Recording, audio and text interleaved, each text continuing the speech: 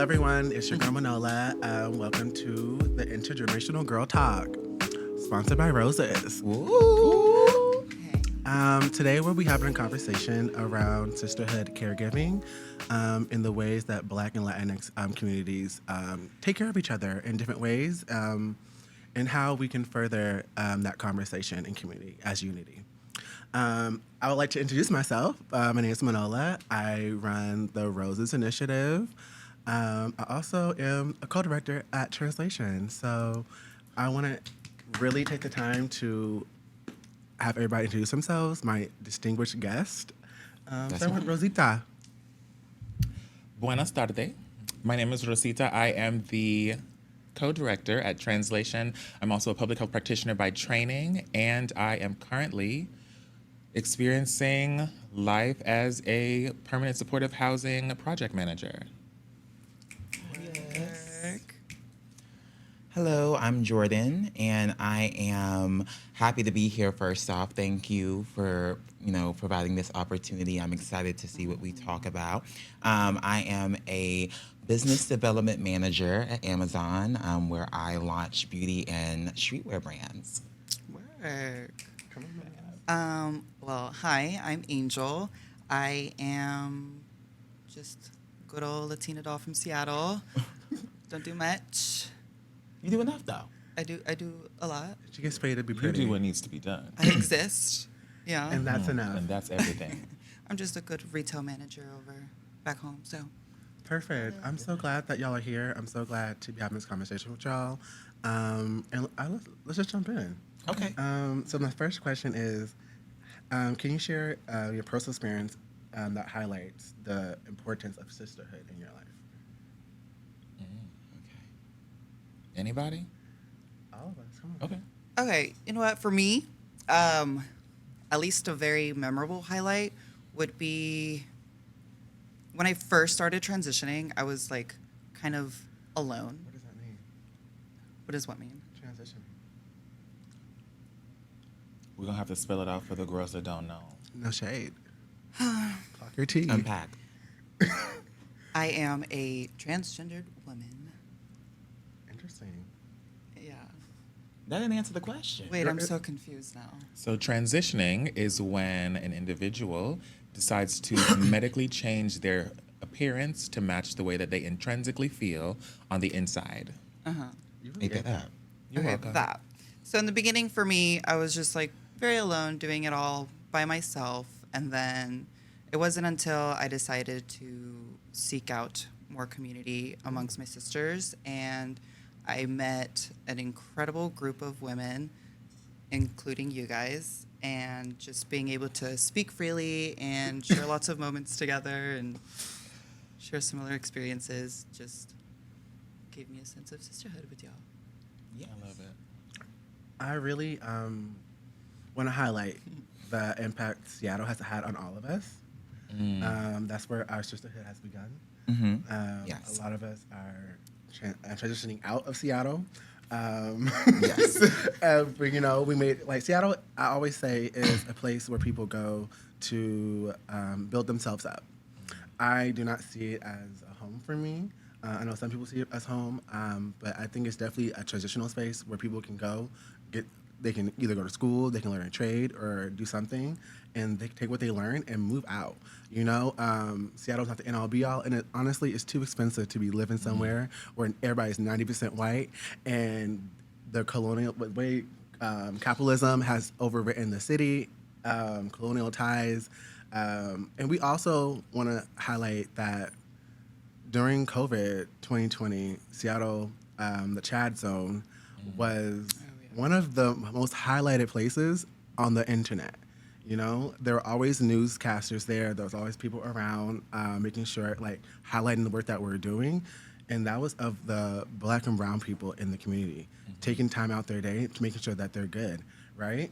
And also, during that time, we had the first Black Trans Lives Matter March that me and a couple other sisters were able to spearhead and run. And so we also had the first Say Her Name March during that time, and I was able to help organize that and run it with phenomenal activists out in Seattle, Reverend Bianca and some of the other folks out there. So the girls have been working. Y'all have. Jordyn, what challenges do you face in fostering sisterhood among BIPOC trans girls and femmes? Oh, well, I think contextually, we did meet in Seattle. Yes. I do think that my transsexualization started in Brooklyn, however. And it's a very different place. I think in New York City, you can find every type of girl in New York City. And there's a lot of girls in New York City, the girls. And Emphasis on the girls. Huh? Emphasis on the girls. The girls. Yes. Gross. And, they're all at different stages of their transition. All types of ethnicities. There's a lot of Latin girls in New York. There's a lot of Black girls. So it's nice because there's diversity there, but also with that, the same things that I think the cisgendered heteronormative community deals with in terms of like colorism, fat phobia, et cetera, also exists within the BIPOC trans queer community. And so when it comes to building relationships with some of the other people within this community, a lot of that has an influence, unfortunately. And so I just say, like, while these differences are really nice, and it helps to kind of like see that we are a multitude, it also does create some friction between whether or not you connect with people, or if people want to connect with you. No, real tea. Okay. How does intersectionality impact your experiences of sisterhood and solidarity? How do you navigate that? When I think intersectionality, I think of the many ways that Black femininity comes and it presents itself.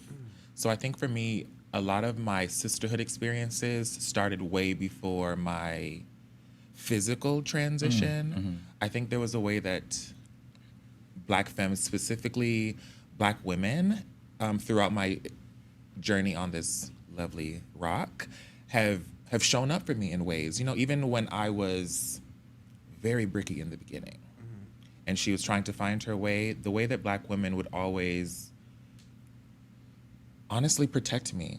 The way that Black femininity has shown up for me has shown me what sisterhood looks like, and I think that's been a way for me to show up for my sisters when it comes to the example of what I want and what I felt, and I want to make sure everyone can feel that. There's been times when, because I've been on my own since I was like 16. Same. So for me, that time it was very transformative, because a lot of although there was some disconnect within family, my chosen family of Black women that were in my community at the times, throughout those points in life, have always shown me what nurturing looked like, what care looked like. They've shown me what love looked like. They've shown me what pain looks like. They've shown me what heartbreak looks like. They've shown me what joy looks like. It's specifically Black femme joy, and I think that is beautiful. Thank you. I want to hop over to Angel as the non-Black Latinx girl in the room. I want to know, how has sisterhood, but particularly Black sisterhood, helped you on your journey to where you are now? Because back in Seattle, you're very heavily within the Black community. So much people thought you were Black. I will say there are other Latina sisters that I do speak with and have little bonds and connections with, but for some reason it's not as deeper and actually more emotional when it comes to my Black sisters. For some reason, I gravitate more towards that energy just because it's more freeing, more liberating, and I am able to see the vulnerability and be able to also experience that vulnerability and just be more myself. And yeah, I enjoy it, and it makes me happy to be able to just it's a privilege to share my experience with you guys. Thank you. I want to say, like, witnessing your growth has been so beautiful. Sisterhood has definitely been a journey for us, ups and downs for all of us. But like any other sisterhood, that's what it gives, right? Yeah. And I also want to highlight, because I thought you felt like you couldn't say that our sisterhood started in Seattle, but you were a did. femme. And sisterhood does not need to be directly. That's You don't true. need to use she/her pronouns Yes. to give sisterhood. That is true. Yeah. I definitely think it started in Seattle. I think what you said You were one of us. about yes. You were. I think what you said about Seattle being a place where people go to, discover, or it's like a stop almost, like Pit stop. I hate Seattle, but Okay. Not too much. but it was that for me. When I got there, I didn't know why I was there, and like to take it back, I born and raised in Texas, so I was living in Austin, and Seattle was on the list of places I wanted to live before I was 30. It was? hmm Oh, sick. It was Seattle, New York City, Paris, Atlanta, and I forgot the fifth one. Paris, France. Yes. Because there is a Paris, Texas, so we got to make sure the girls Work know. it out. That's where Okay. Safari's from. That's we where gotta who? know. Safari's from, I believe. Paris, Texas. Okay, we'll talk about that. But yeah, so when I got the opportunity to move to Seattle, I was like, okay, yes. Got there, hated it, was miserable. But I was like, I asked God, because I am a bit spiritual. So I was like, why am I here? What is my purpose? What do you want me to gain here? And I think that my transition is what he wanted me to gain, honestly. Going there, being around y'all, that was I've always had sisters, but not sisters like girls like us. So I think that even though I wasn't quite there in terms of how I was presenting, there was definitely sisterhood, and it did help push me into prepare me for the blessings that I am now receiving in New York City. So. Amen. How have y'all been able to show up for each other in the face of discrimination in like community as like living? I know we have several opportunities to name and how we show up for each other, but like how are intentional are y'all about that? I mean, I don't think I ever get those moments. Because if you tell me somebody tried it, I want a replay. We're going to have to talk about it. The gift shop lady in Hawaii, specifically. No. I was ready to What read happened to the gift I shop? was ready to read The the gift doll her shop? Miranda rights. So in Hawaii, Wake it in up. Hawaii, Wake it up. Right. So we just went on a trip, another caregiving trip. Thank you to the Robert Wood Johnson Foundation for sponsoring that.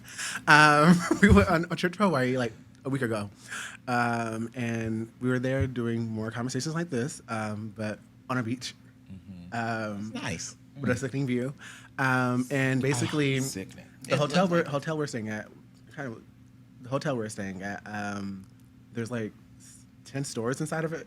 One Very store touristy. very very touristy, almost like resortish, but not as fab. Hotel mall vibes. Yes, Oh. it was a 2-in-1 for special, so Okay. it was cute, inexpensive. Sounds like it. Yes, Oh, but she that's was Hawaii. Spent Not $50K on that trip. $30K just for the rooms. Oh, so, my God. Yeah, we were spending money. But I would say the situation I had was I went to the convenience store in the mall, and there was a little older lady who was working.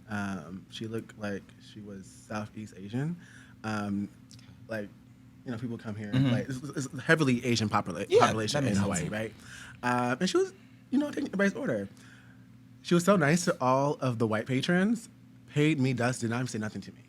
And then I left. That person after me, she was like, "Hey, y'all." I was like, "Oh, so that was intentional."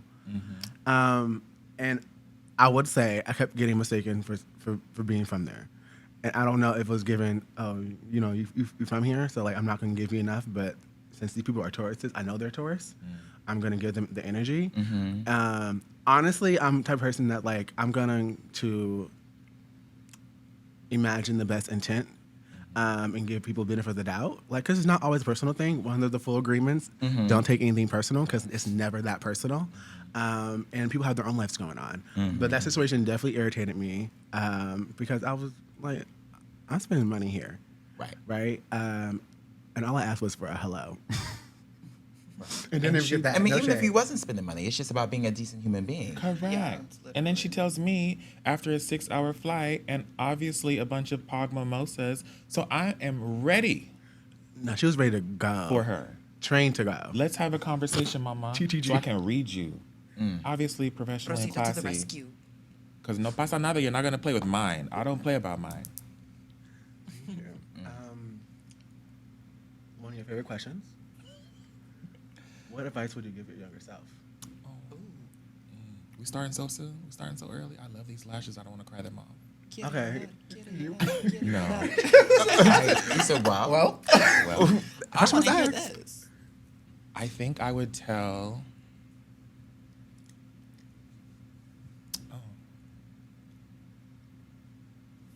I would tell her it's okay. I would tell her it's okay. Don't worry about the outside. To continue to fight for your goals and fight for who you want to be and who you know you are, and they'll fall in line eventually. Thank you. I'll stop there. Boo. Cute. Are you asking all of us? All of us. Jordyn. Younger selves. Okay. What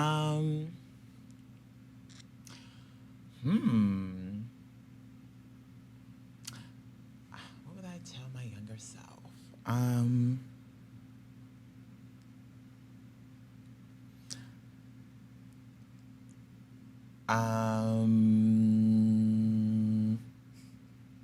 I guess that it gets better. Mind you, my mom, when I was in middle school, bought me a shirt that says "It gets better." Oh, wow. Come on, support. She, and at the time, I thought she was like buying it like as like joke. not a joke, but like I just didn't realize really the context in which that meant. Like it gets better, you know. Even though I was very much always gave femme, you know. But Yeah. I didn't know what she was doing.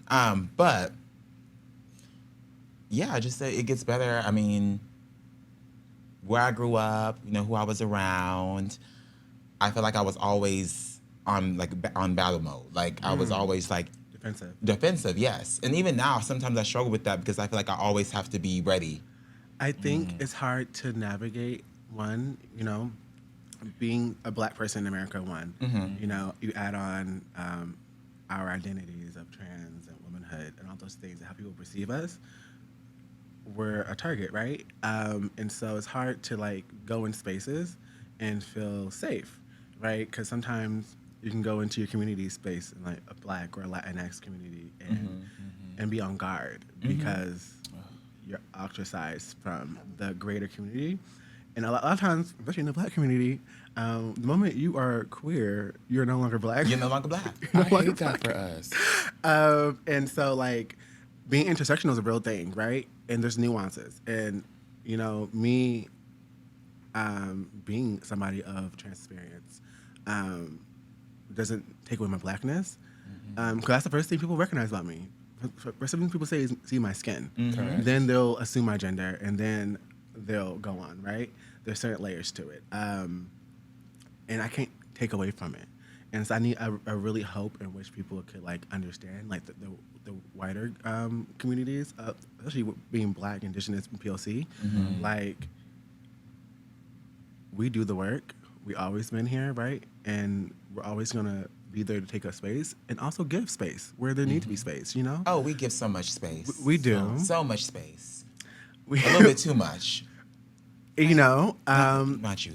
that can be debated, right? But I definitely want to like highlight the ways in which like one, we have shown up for community, even with the Black Lives Matter marches, like and Black Lives Matter period, right? Being started by 3 Black queer women, right? Right. And then majority of us leading the marches, protesting, the ones out there every day, right? One, also youth have been at the forefront of that, right? This is an intergenerational space, but like always highlighting the youth are the ones who usually don't have family to take care of, right? So they're able to go out and protest every day. They're able to go out and march. They were the ones who were getting sent to jail, right? During this civil rights movement, or if you want to take it out, that Stonewall or the cafeteria riots, people don't highlight enough, right? Those moments of Stormy and Silva Rivera, Miss Major, Marsha P. Johnson, like those icons within the community. Those are true icons. A lot of times we overuse the word icon when we should be saying old. No shade. Some people are just old, and it's okay to be old. It's okay to be old. It's okay to be old. I can't wait to be old. We're not That's a ages. blessing. That is a blessing. Because the girls don't really make it past 35. Right. Like, let's talk about it. Let's talk about it, right? Let's highlight our wins while we can. Hello. And this whole reason for my program or my podcast is giving girls the roses while they're still alive. Making sure that we can uplift those girls and make sure that they have a platform, you know? I'm just here creating a platform for y'all, and y'all can do what y'all want to do with it, right? I'm just setting a scene for y'all to talk. And y'all can feel like you want to take it somewhere, sniff it, do what you want to do, but this is just a space for us to be in community and be intentional about being community and be intentional about having conversations, because a lot of times we're having conversations and like nobody's hearing it and nobody knows that like they're siloed, isolated conversations. And the reason why we're filming it today is to make sure people know that like, no, like these are necessary conversations that we should be having more often, more publicly. Right? So they can be shared to the wider community. And also to uplift our own stories. You know, the even outside of like just being Black, right? Our communities intrinsically, generationally, are storytellers, right? This is how we pass down recipes, not just cooking recipes. The way we do things, the way we talk, the way we dress, right? Our swag, like just how we carry ourselves. These are recipes that have been passed down. A lot of times we are losing our recipes because we're trying to move so far from the goalposts. And I always say, there's no need to reinvent anything. It's already been done. We're not trying to reinvent the wheel. We're trying to progress the wheel, right? We're trying to move it forward. So taking what people have brought before us and bringing it up now and progressing it and making it fit to today's age, right? Because not everything's gonna fit. And I always say, take what you can take and leave what you can't. If it doesn't work, leave it. And what does work, take it. And on that note, I'm going to switch up the questions a little bit more. More on literally. More on caregiving and what that means for us. I'm gonna go to Andrew first with this one.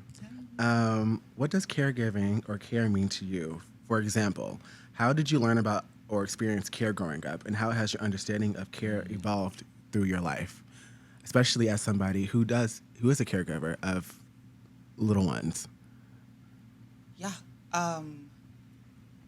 Naturally, I am very much a caregiver already growing up. I'm very sensitive, very emotional, and just like in tune with all of that. Very motherly, so to speak. So I naturally just tend to be there for everybody, support everybody, put people first before me, and just brush whatever I have going on aside so I can be there for you and support you, and just make sure everyone's okay around me, and then I'll worry about myself in silence kind of thing. Very sad to say, but like I'm okay with that. It's weird. But no, sometimes it's the truth. But like, yeah. I know you're such a hands-on caregiver, hands-on mother, right? But how do you experience care? Who takes care of you? Oh.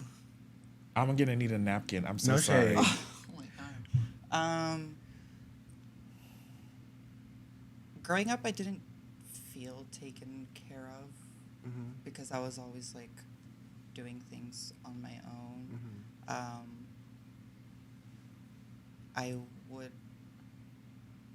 kind of have my family, but it was just like they didn't understand me. They didn't get me.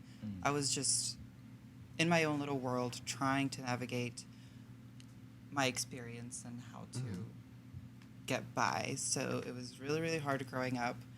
And then it turned me into this like rebellious teen, rebellious kid.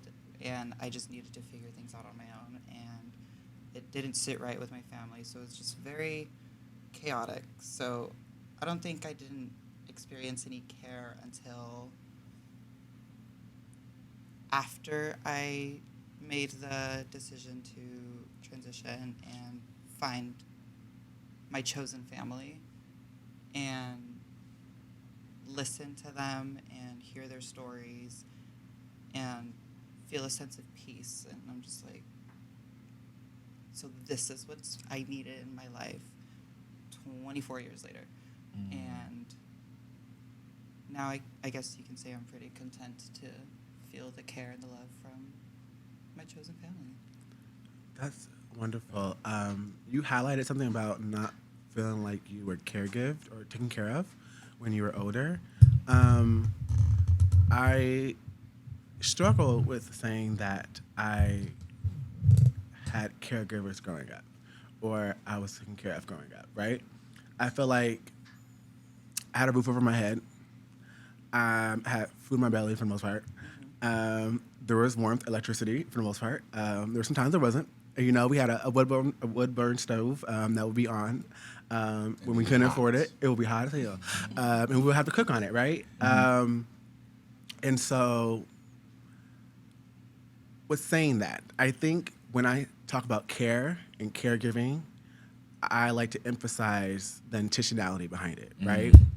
I like to emphasize the warmth behind it, the love behind it, the reason why we are doing these things. And for me, growing up, there was no love, right? There was no deep emotional ties behind it. It was done out of responsibility. You know, I'm responsible for you, so I'm going to do this. And I think that happens in a lot of Black households. Turn 18, you move out. It's like you're forced to grow up. You're forced to grow up, right? And there's not a transitional space for a lot of Black people, right? But we look at other cultures, and you have multiple generations living in their household. You know, people are not forced to move out. People are not like, oh, you're 18, da-da-da, you got to move out. You got to go find a home, go get on welfare. What do you need to do? Go get a trade, figure out what you need to do for yourself to make sure you're good. And so even though I can acknowledge that, how can I acknowledge? I can acknowledge that, so I feel weird saying I was taken care of, right? I had my needs met for the most part, my basic needs, right? But when we're talking about care and caregiving and taking care of people, it goes past basic needs. Like, yes, we make sure our needs are met. And then what's next, right? What are we dreaming about? Like, what are we looking for our future? Like, what does life look like outside of struggle or surviving? A lot of us are still surviving. A lot of us don't know what it looks like to not be in survival mode, right? How can you dream when you're always in survival mode? You're always worrying about where the money coming from, you know, where the food coming from, whether you have somewhere to sleep tonight, whether it's a safe place for somewhere where you can sleep tonight, right? And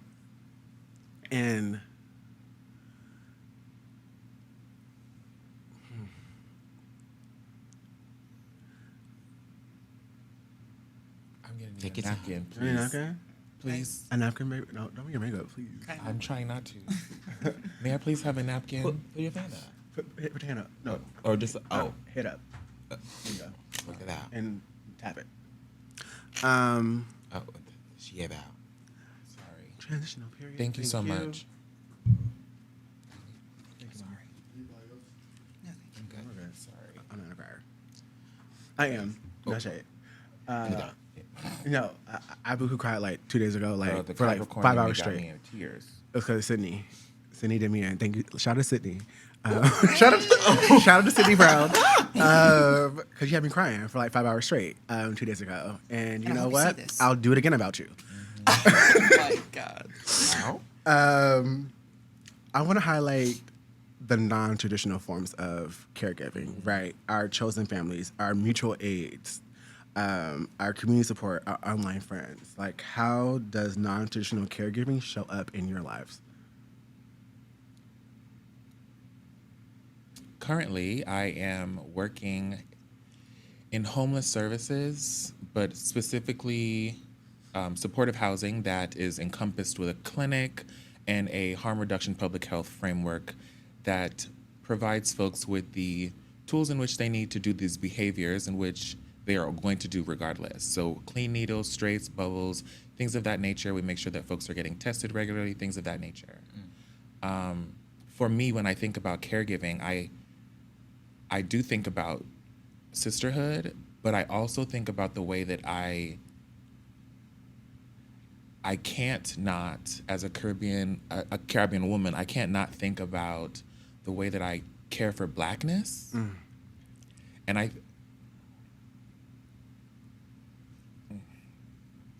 I think for me specifically, so I just lost one of my favorite clients, and I'll tell you a little story. About 7-8 months ago, the police run into the facility and they have him in handcuffs. I come out of my office. He's standing in front of my office in handcuffs. There's 4 police officers around you. Now, this is an individual who has mental health concerns. They suffer with substance use disorder, and they also are on the spectrum. And they're unhoused. They have to be chronically unhoused for at least 12 months before they can come into my program. So because of that, these are folks that society has casted away. These folks are disposable to society, right? And I asked the officer, I said, what is the description of the individual in which you all are looking for? Black man, hoodie, 6'2".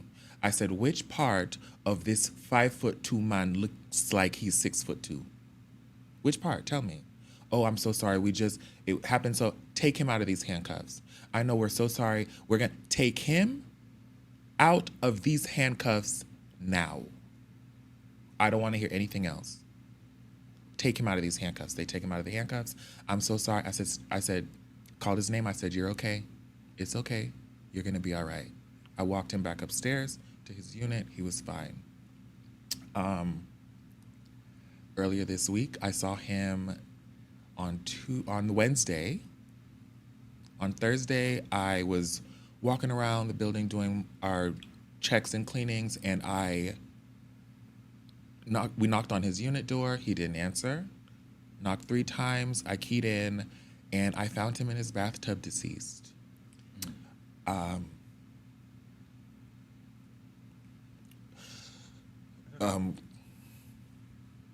So we initiated EMS, did all the checks.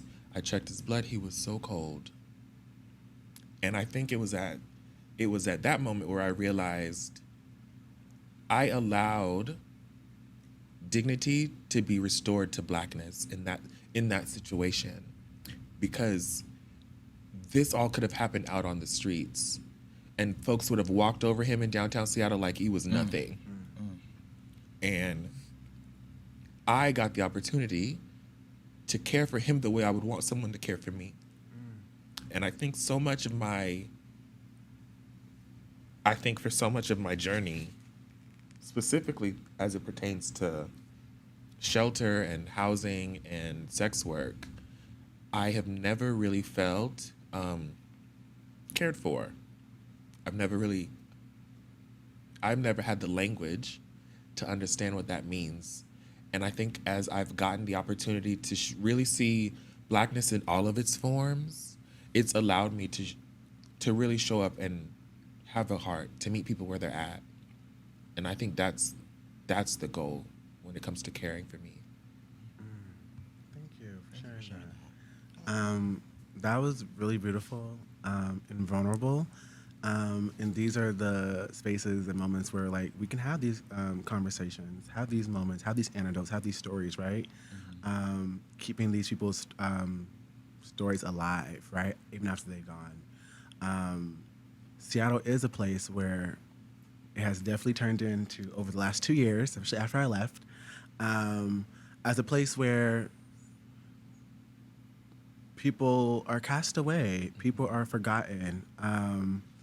There's a huge drug problem in Seattle, in a lot of places, Denver, all the places. We can name them.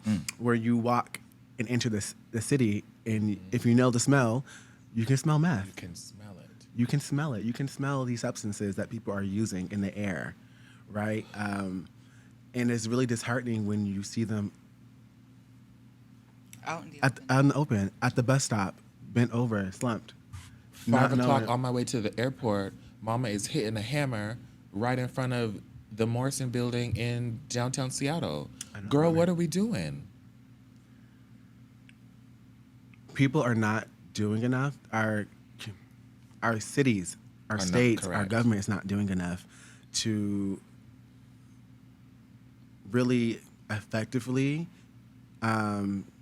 change these situations for people. If it's not affecting white women, if it's not affecting white men, they don't care. They didn't start caring about fentanyl until these white women were overdosing. They right? didn't care about estrogen until Susie Q needs it by its medical name. Oh, don't let the trans girls have it. What about Ashley and Susan? They're gonna need it eventually. For menopause. Down. At its Down. medical name. Sickening. And I think it's interesting in how we've all navigated these situations, right? We know we have people in our families, drug abuse, right? Alcoholism, substance abuse, all over. We come from communities where domestic violence is rampant, and how we learn to navigate those situations, how we become hyper vigilant in certain situations, and we know just how to maneuver in those areas. But also want to highlight how people have taken care of us, right? Mutual aid in Seattle is like huge for the for the trans girls, not particularly the black ones. No shade, because they don't give the funds to the black ones. They don't. They do it but in academia. Sickening. We love a MPH, Masters in Public Health. We did it with a Emphasis on urban communities from the University of Washington. in epidemiology. Work. Let's talk about it. Come on. We could talk about it. No, let's talk Because about I moved to Seattle from Las Vegas. Well, how much? After living in Vegas, I moved to Seattle with $700 in a backpack. Ooh. And I busted my ass. I emptied garbage cans at Edmonds Community College. I was an RA, and then I applied for this scholarship, the GSBA scholarship, the Greater Seattle Business Association. And they gave me a scholarship for undergrad, and they gave me $40,000 to finish my degree. And I also applied in grad school, and they paid for half of grad school. That's What? lovely. And that would have never happened in Miami. I'm from the South, baby. That girl, that is not happening down there. It's And- not. I will say Seattle, leaving Seattle, I've definitely noticed the amount of care the city gives to its people, right? So many scholarships, so many low income housing initiatives, so many food pantries, so many like things. Like you can call Salvation Army in Seattle. You can call your local youth center or YMCA in Seattle, and they'll pay your light bill. They'll pay your rent, right?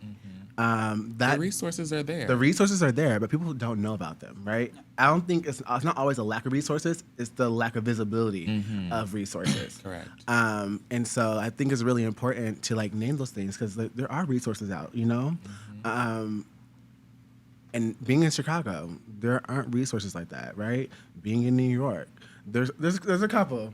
New York got some resources. Resources got some resources, but with stipulations and harsh stipulations, right? Like even for like to get certain health care, you have to be homeless for like 4 months and like not couch surfing because they no longer consider couch surfing homelessness. You have to actively be on the streets, right? My thing is the folks that are making these guidelines and requirements have 9 times, I'm not going to say never because that's very definite, have most times never experienced what they're preaching. So you have to be unhoused for 4 months. They've never been unhoused for a day. So you can't sit here and talk to someone who's been unhoused for 4 months when they're just trying to get their basic needs met and then talk about life after survival mode. Nobody teaches you that. They don't teach it. One, there's not enough I won't say not enough resources. There's not enough resources. Let's talk about it. You right? I mean, I think there are resources, but I think the awareness is not there for certain people because there are other things that are keeping them from being able to have that awareness. Correct. I think There could be more. two things can be true at the same time, Yeah. right? So there's resources, but people are not having access to those resources. People don't have the ability to sustain those resources, right? You can give somebody $500 and be like, oh, okay, your light bill's paid today, or your rent's paid today. But what are they gonna do after that? They're still living check to check, right? Minimum wage is still low, but the amount of rent is still going up, right? We have a few places where there's caps on rental, and they can go up over a certain amount. But in a lot of places, that's not a thing, right? People are still getting paid $15, $16 here, $18 there. In the South, Atlanta, it's still like $7 for minimum wage. It's still 7, yeah. Yeah, like I think the state the federal minimum wage is like 5 or 6 something, right? Everything is increasing but the wage. Literally, right? The milk should not be $10, Biden.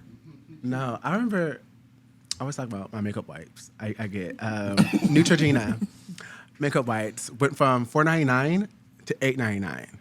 Girl, eggs are expensive. Eggs. First of all, I love me an egg. Right. Give me an egg omelet in the morning. I cook it up. Breakfast is my thing. It's called Moose Those are Ministries. also $10. Moose Ministries is something that my sister Tiana named for me because I used to always cook breakfast every morning. Shout out to my sister. Shout out to my ex-ballroom mother. Love you down. Our relationship is rock. Listen, our relationship rocks. You want to when I on tell the you rocks? Hot, cold, initiation. We've been through some things. In the beginning of the friendship? Beginning, middle, and current. I love her down though. I love her. No. Mama is difficult. I don't think difficult is. But- I'm not even going to label her as difficult because I don't like when we label black, specifically darker skinned black women as difficult Name or it. anything. Those stereotypes. Name it. I will say she is particular. You know what? And coming from a particular woman, I can appreciate. As a Capricorn As herself. a Capricorn myself, baby, I can appreciate that, and I love that for Triple, her. right? Triple, baby. Hard-headed. So I like what I like, and I'm gonna get it. I'm gonna get it out the mud. Those are the 2 takeaways. Period. She's a Leo down. I know. Tiana is definitely a Leo. And I love Absolutely it. a Leo. I love me a Leo. I love her. Pure fire. She was supposed to be here Great today, energy. but she couldn't. I love her. Sadly. But no, I She was really supposed appreciate it. to She was supposed to But be here today. that heart, Oh, though, yeah. that heart that she's got, I will say is like Pure, pure, authentic. and the girls can't take her back home in Seattle. Oh, no, they hate her. People Well, can't girls- take her people can't take because she's her. a dark-skinned black woman who's unapologetic, and she Herself. doesn't feel the need to smile into my face and act like she likes somebody. If she don't like you, you're gonna know. Right. If she fucks with you, you're gonna know. Excuse my French. And I think for her, it's been beautiful seeing her grow over the last 6-7 years that I've Yes. known her. From the young teenager, it's probably like 10 years almost, because I met her when I was 15, and we were butch queens then. What is that? That's your twin. What is a witch queen? What is a Bitch queen? queen? What is a witch queen? For those that know, y'all know, and those who don't, Look it up. Google it. Google. Google witch is your queen. friend. Google You might is your see friend. one 5 feet away. I don't know. We love trade. Not really. But no, it's been beautiful to see her grow, right? I also want to name her and call her into this space because she was supposed to be here, and give her roses because she is deserving. She is Miss Capitol Hill, USA. She's running currently, I think, next week or two for Miss Washington. Miss Washington, right? are gonna As see a her black on woman TV. of transparency, a dark-skinned woman, right? Look at the material, baby. And the material's there. Look at the material. Yeah, I just want to highlight her real quick and say that. She was born to be a star. Yeah. Period. Real. Love you, girl. You know whose growth I really love though? Who? The one to my right. Oh. Cause baby, That gagged me. I was like, oh. gagged, honey. No, She got the rush. She said, no. I was like, left, right, left. Okay, I'm right. I'm always gonna give you your flowers because you know I love me some no. However, I live for the growth that I've seen. "Oh in right, you. work it Oh out." yeah. I live for it. It is beautiful, and I wish you nothing but the best. I know you're gonna do amazing things, but I love you. Thank you. I find myself. I was talking to my therapist yesterday. Was it yesterday? 2 days ago. 2 days ago. About my drive and where I get it from. In the beginning, it was out of spite.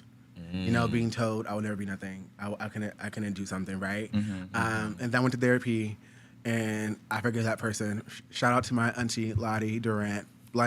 Oh, I shouldn't be so fast at her middle name. But shout out to Lottie Dottie for raising me. And you know what? A lot of trials and tribulations in that household, right? But I want to name, she was the person who gave me drive in the beginning after I moved out at 16, 17, right? I healed from that. And so I had to find new drive.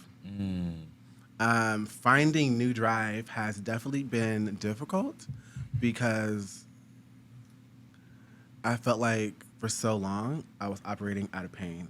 I was operating out of trauma and survival mode, right?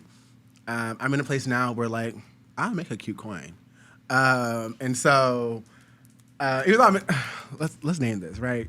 When you make more, they take more. And so Correct. every time I get a raise, a promotion, all I see is the taxes from my last raise added into my budget, right? Into my payment, stipend, whatever, right? Why did I lose my train of thought? That's okay. Take your time. Oh, perfect. Her body tea. She get money. No, but so basically, right? So we had to Did I lie? reclaim. You know, you didn't lie. We had to reclaim my time, in the words of Reclaiming my time. Auntie. hashtag, right? Reclaiming my time and being more intentional about what do I want, right? Who is Manola, right? Previously, Mulánì. Shout out to that government name. It's so sickening. But who was I? Like, who am I, right? What do I want to be? Who do I want to grow up to be, right? What am I striving for? Like, what's the goal? I want to say the end goal because I feel like we'll meet a goal. We'll keep growing, make a new one, right? That's the way of life. I think anything that stops growing dies. So you feel like you're done growing, and then what are you doing, right? You can clock out today. You know, like clock out and be goodbye and good night. It's true. No, it's true. But I want to switch gears a little bit more and get back on the topic of caregiving, right? Thinking about the other side of care now. Who provides care for you, and what does it feel like to receive care, bro?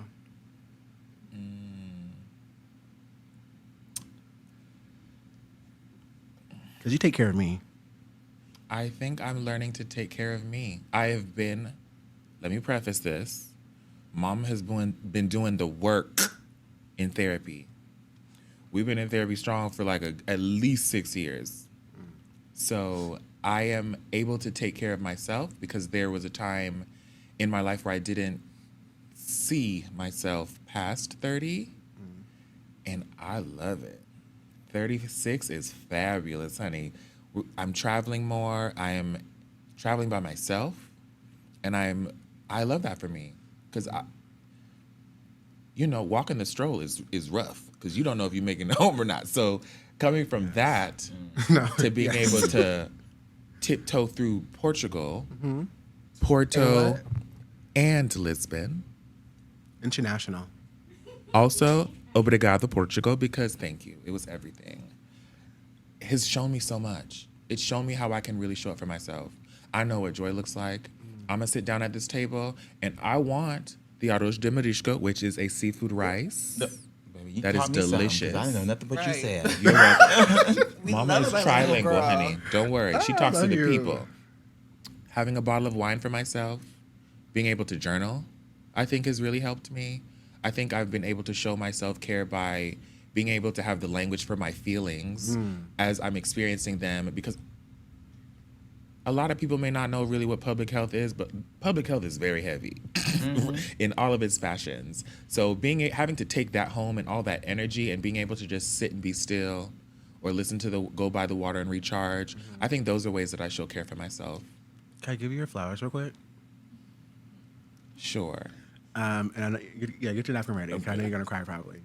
I want a name that you have redefined sisterhood for me.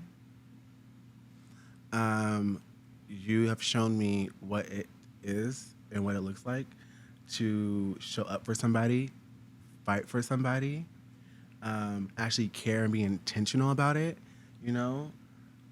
You're the reason my nails are done. I have it here in my hair, right? You're the reasons for like the small things and also the large things.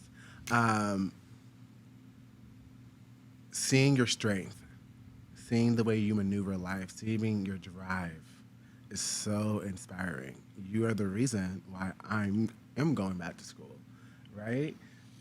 You're the reason why I push education on the youth that I mentor, right? Making sure that they stay in school. Shout out to Safara Malone for being Harvard. My first youth at Harvard currently, finishing up her freshman year. That's right. Shout out to Safara Malone, right? A baby. A baby. A doll baby. She has the world ahead of her, and I am so proud of her. She is one of my proudest achievements. Y'all have been with me in moments of... did you in, girl? No, I was about to go on that. We're not bringing that into this space, sister, but some of them did you in, girl. But look, I want to give them... Fab. I want to give them the roses, right? Because they all my last of my youth have turned 18. So this upcoming year, I'll be getting a new batch of young youth, right? So my last youth have just graduated high school, right? Shout out to Araya. That's my niece. Shout out to her. She just graduated too. And my little brother, Nicholas.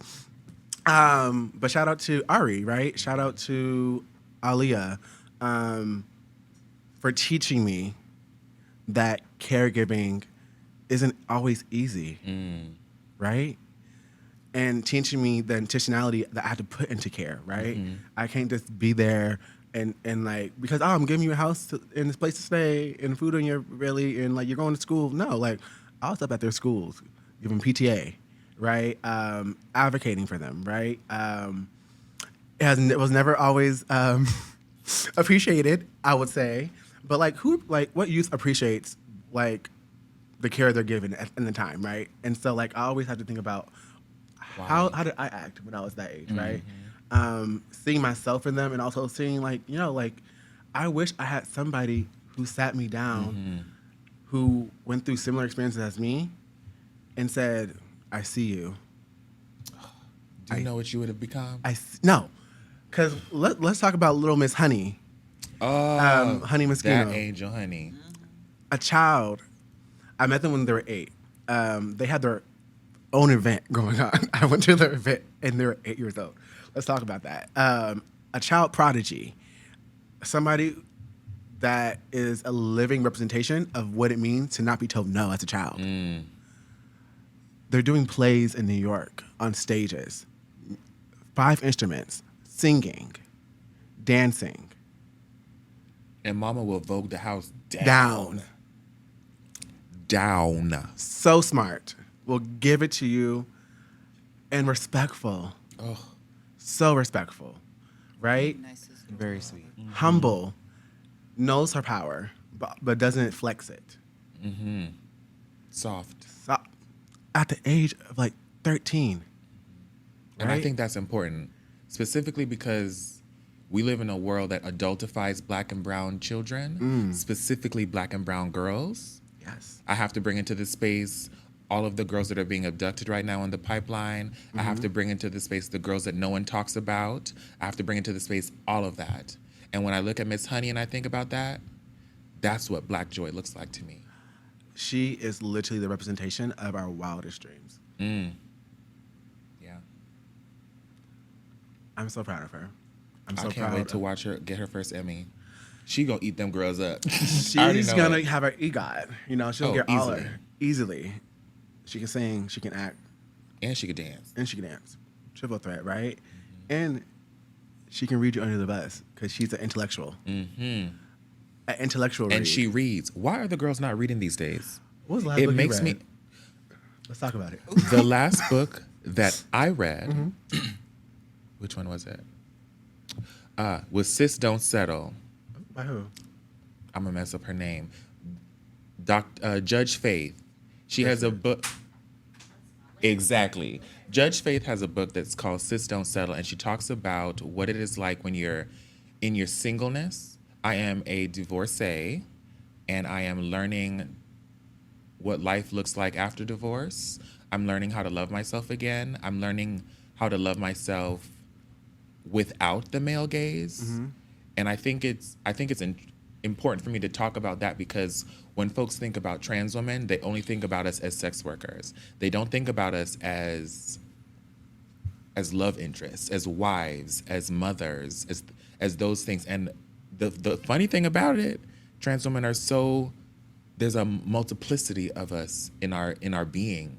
So learning how to find myself through and after divorce has been very, very hard. And the book helped me learn a lot because once you start living for yourself and doing your own things, that's when others will find you. Don't look for it. Don't look for it. Do not look for it. You don't need to look for love, baby. Find the love in yourself. You better find your camera. Find your camera and find your light, mama. Find the love in yourself, and it'll follow you. It'll find you. Perfect. Jordy. Yes. Come on. Attention. Sick name. How have gender stereotypes impacted the way you receive care or give care? Okay. Yeah. She's shaking the table. We're closing with a bang.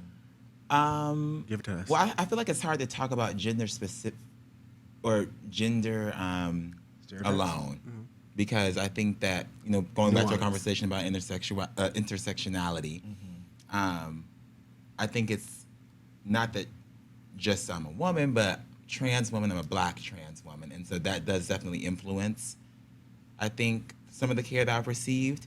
I'm someone who can protect myself if I need to. If it comes down to it, I can get down. But I also have certain, and this is maybe a stereotype that I pass on to others around me, but I think that if you are a mass-presenting person, that there is, to an extent, like a responsibility to protect if needed. The femmes? Femmes, yes. Not to say that, like, that looks the same for everyone, because some people fight, some people de-escalate, some people, it just depends on what you give it. But I do think that for me, like, because I am taller, I am darker skinned, and I am very independent and very kind of like, I will figure it out for myself, that oftentimes when it comes to things that others will do for certain people because they feel like they need it or like that's just like a given, like I don't necessarily get that same treatment because you're like, okay, well, Jordan's fine. And so I think, like, in that way, like, Jordan's gonna be fine, but I don't necessarily enjoy not having the same consideration sometimes, but I'd say it definitely has an influence. And then in terms of how I care for others, I think there may be times where I fall susceptible to the same type of thinking, not giving consideration to certain people because I'm making an assumption based off of our relationship that maybe they don't need that or like that's not what they're looking for. But I do try to care for others, one, in the way that they would like to be cared for, and ask them what do they need from me, and I've tried to get better about, like, if there's a situation going on or circumstance, how can I help you? What do you need to do? What do you need me to do? Instead of just making the assumption in the first place. So. No, that's naming. Giving people agency over their body is so important. Giving people the right to, like, say no, or say yes, or tell you what they need is so important. In closing, which is so saddening because this conversation has been so fruitful and I have so many things I want to talk about. Thank you for being girl. Whoa, yeah. Get into it. But in closing, I want everybody to go around and just name one word that is going to encapsulate their year and what they're striving for. And I'll start because you know what? I always talk about this. For me, my word of the year has been surrender. I'll make you surrender. You play too much, but surrender. No, honestly, my word of the year has been surrender. Right, being okay with not having all the answers, surrendering to the moment, surrendering to love, surrendering to acceptance, all those things, surrendering to being emotional, having feelings, and that being okay, surrendering to not always being okay, sickening. I love you. What about you? I would say that my word for this year, 2024, has been healing.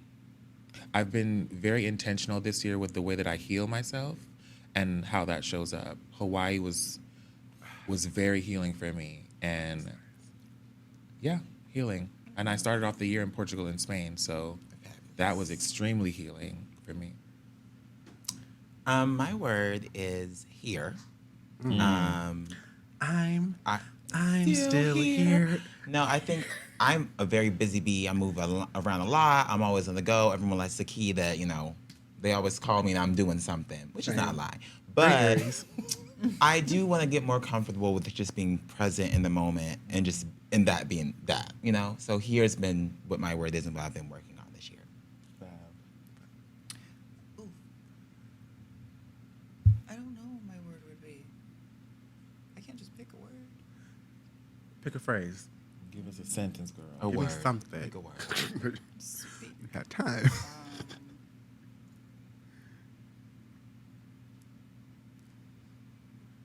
Sure. Can I name it for you, or name one that I think could apply? Inspire me. I would say growth. Can I be honest real quick? What's that? You read my mind. Mm-hmm. I wanted to say that, but I was like, I feel like it's too cliche. Yes, but name it. Name But it. growth. Growth would be my word for the year because I definitely have noticed a lot of growth within myself and I sense more growth coming and I'm looking forward to it. Yes. I have so much to look forward to and I just want to breathe, relax, take it day by day and just grow. Sickening. Speaking about growth, shout out to the growth of this podcast. Shout out to this being the official episode. And I'm just so excited to see where this goes, what builds out of it, what conversations are people having from it. And yeah, this concludes our first podcast. This is a Shout wrap. out to you for having Shout us out and to starting you. it, actually. Give my roses. Shout Give out me my to you. roses. Can I also give a shout out to the Black queen that owns this studio? Because Mama gave us a tour earlier and she was fat. Right. Okay. We appreciate you. Let's name it Black Experience Studios in Blue Grove, Illinois, I believe. Buffalo Grove, Illinois. Okay. Shout out to Black Experience Studios in Buffalo Grove, Illinois. Black owned, Black ran, Black produced, Black engineered. Black created, Black style, black on black on black, black on black on black. Everything but black on black crime. We are here. To y'all contact one, you wrapped it. It was really nice. Y'all got a good close. I'm gonna step in here. I'm gonna actually, I think you should add questions to the end because I obviously watching you guys. I have 2 questions. Okay. If you don't mind. Okay. Y'all can't ask, right? I'm gonna use your mic so that your audio can catch it. Can you get not the group shot? Get Milani. Okay, and put it on her, and then once I obviously step back in their answer and put it back on group shot, right? Okay. Okay, so I'm just gonna use your mic, right? So, hi, my name's T. I really loved you guys' podcast. It was super, super dope. And one thing, I guess, just in my opinion, I feel like that when like I see you ladies, one thing that you guys definitely know is self, and like I admire that about you guys. You guys, in my eyes, just kind of figure out. You guys just separate, like the world and what they may want you guys to be, and then you guys kind of identify with yourself. And like I really admire that about you guys. So, hearing that, how does that make you feel? I'll start with that, right? I always say people within the queer community are sometimes the most introspective and self-aware people because we have to be. Right? We're often at young ages told that we're different. And so we have to figure out what the hell does that mean? like, what do you mean I'm different? And so often being ostracized from certain communities, often being black sheep of certain families, right? We have to do the inner work. We have to figure out what does it mean to be me, and be okay with that. Also, shout out to, I don't want to say shout out too much to this because, but I'm thankful. I will say this. I'm thankful that they make you go to therapy. When you are trans, they make you go to therapy. And shout out to that because I'm healing, right? So many things that I didn't know I was traumatized from, so many things that happened and that still affected me today in my relationships, whether that's romantic, whether that's platonic with sisterhood or familial, right? The ways in which I was acting, I didn't know it was out of trauma or out of certain things that have happened to me until I name it. My therapist will say, like, that sounds like you were affected heavily about that. How does that make you feel? And I'm like, I don't have feelings. I don't know what you're talking about. And I can't name none, but give me the feeling wheel and so I can pick out and give it what it's supposed to give. Feelings wheel. The feeling wheel. Really well. We love resources. I love it. I think self-actualization is important. It's not an easy journey, specifically as it pertains to trans experience. I think it took me realizing that I was Black first because I grew up in a very religious Caribbean household. Jehovah's Witness. I'm a Jehovah's. It's okay. I Healing. took what I needed and I left what I didn't, and I'm okay with that. I'm a very spiritual woman. I talk to them all the time. Call them when you need them. Call them when you need them, and order my steps in your name, dear Lord, all the You time. should eat, Bobo. And that's okay because I didn't know where I was going. I didn't know what I was doing. I didn't know who I was. And then when I found that out, I'm still learning who I am, honestly, realistically. That's so real. Thank you. I mean, y'all said what was on my mind, but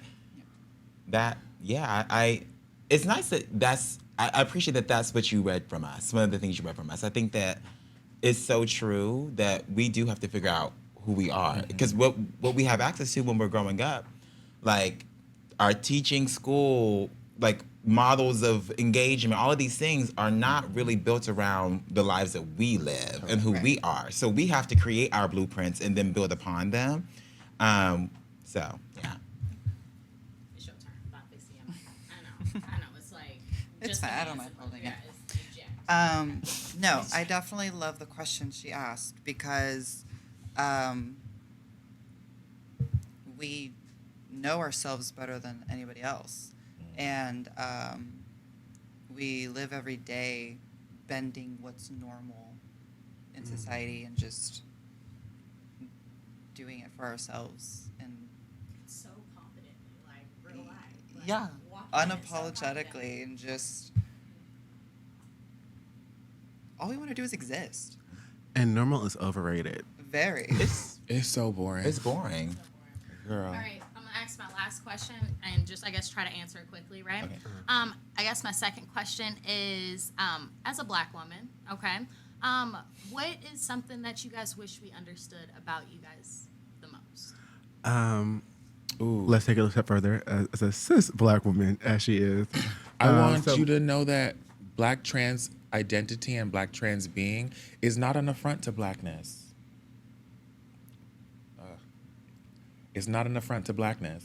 My existence is not an affront to your existence. I'm not taking anything from you, and you're not taking anything from me because we can exist in the same space. We navigate the world the same because Black femininity, regardless of what's between our pants, regardless of what's under our shirts, and that specifically is healing because Blackness has to heal. And when I say Blackness has to heal from 300 years of chattel slavery, 300 years of colonialism. It has to heal from anti-Blackness within Black communities, colorism within Black communities, Black and brown communities. It has to heal from international Black folk to African American Black folk thinking that there's a separation, and there is not. It has to heal from all of that. And until we realize that, until one of us is healed and free, none of us are healed and free, I can't do nothing but love you and wait for you to get to that point. And you can call me whatever you want to call me, say whatever you want to say about me, and that's okay. At the end of the day, I'm still going to love you because no one else is going to love you the way that I can show up and love you. And that's okay. Name it. Name it. I'm not. For me, it would be that I love you. I see you. You're valid. You're beautiful, right? You're all these things. And to jump off what Ro was saying, we're not taking anything, right? We can both exist and exist in our differences. But when you look at it, there's a lot more similarities than there are differences. And I want to name that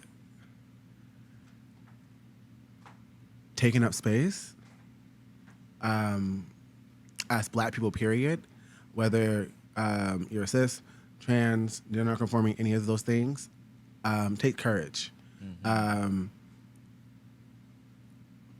to always name those things and always to really root ourselves in community. Because at the end of the day, we are Black before I'm anything. I can't take my Blackness away. I'm visibly Black. And so, as somebody who is visibly Black, because we have some ambiguous Some folk in our community that we still claim because they're valid in their identity, right? But naming that we are stronger together than we are apart, and the further that we focus on our division and our differences, the further divide will come, and the further away from liberation we will get.